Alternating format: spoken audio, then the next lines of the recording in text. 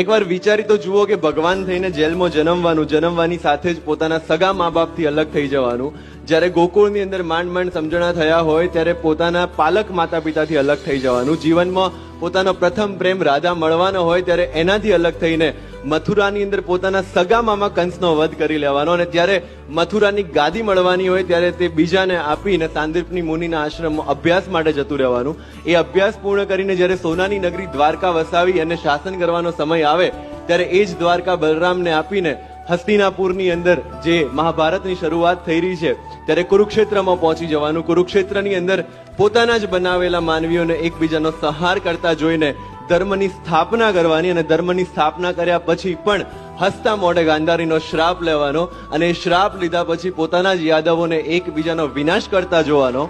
અને છેલ્લે પોતે ભગવાન હોવા છતાં પણ એક પારધીના તીરથી સામાન્ય માણસની જેમ મૃત્યુને પ્રાપ્ત કરવાનો, અને છતાં પણ આપણને જો કૃષ્ણ વિષાદ યોગ ના મળતો હોય તો જ એ જ સફળ છે પુરુષમાંથી પૂર્ણ પુરુષોત્તમ થવા.